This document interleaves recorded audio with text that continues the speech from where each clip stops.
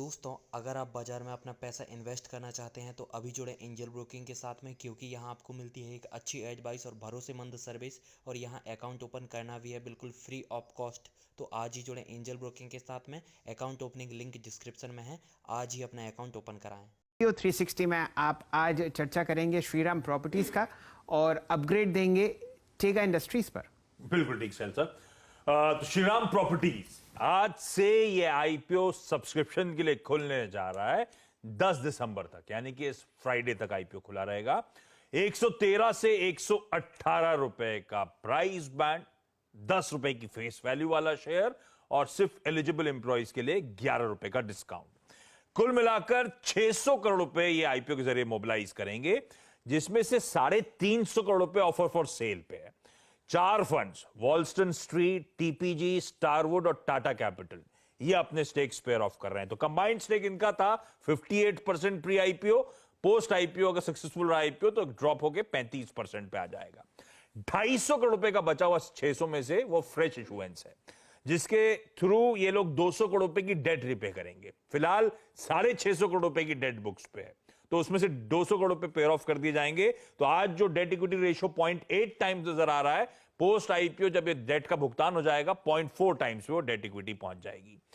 ये कंपनी क्या है? दक्षिण भारत की एक leading residential real estate developer है। इनफैक्ट दक्षिण भारत की top 5 residential real estate developers में से एक है, जो कि खासतौर पे बेंगलुरु और चेन्नई, इन दोनों के अलावा एक कोलकाता इसके लिए एक इंपॉर्टेंट मार्केट है। तो ये 3 लार्ज ज्योग्राफीज हैं जहां पे ये कंपनी ऑपरेट करती है। Primarily mid market affordable housing segments में पिछले 2 दशकों से है। बहुत स्ट्रॉन्ग एग्जीक्यूशन ट्रैक रिकॉर्ड है। 29 प्रोजेक्ट्स कंप्लीट करें, 16.7 million square feet of saleable area aggregate करता है ये। और इस समय जो डेवलपमेंट पोर्टफोलियो है 35 प्रोजेक्ट्स का, 46 मिलियन स्क्वायर फीट का जो एस्टिमेटेड सेलेबल एरिया है, वो मैं आपको अपडेट दे रहा हूं। फाइनेंशियल्स आपकी स्क्रीन पर आ जाएंगे। FY21 में 431 करोड़ के रेवेन्यूज थे। साल दर साल करीब 24-25% ऑफ रेवेन्यूज गिरे। 121 करोड़ का EBITDA क्लॉक करती है, यानी कि 24% के मार्जिन है। और ये कंपनी पिछले 4-5 सालों से दरअसल लॉसेस क्लॉक कर रही है। ये है IPO related detail. Lot size वगैरह आपकी स्क्रीन पर आ जाएगा। शैल सर, तो एक और आईपीओ की शुरुआत होती हुई, और जो रेट गेन का आईपीओ है, हाँ, उसका आईपीओ का आज डे 2 है। पहले दिन के सब्सक्रिप्शन आंकड़े आपकी स्क्रीन पर आ जाएंगे। 40-45% के आसपास, 0.4-0.5 टाइम्स के आसपास अब तक का सब्सक्रिप्शन। चलिए, तो यहाँ पर इस आईपीओ की जरा स्वॉट एनालिसिस करते हैं। आपके सामने आज आरबीआई की क्रेडिट पॉलिसी आपको आती हुई दिखेगी। तो उम्मीद की जा रही है कि ब्याज की दरें आप वहीं दिखेंगे जहां पर फिलहाल हैं।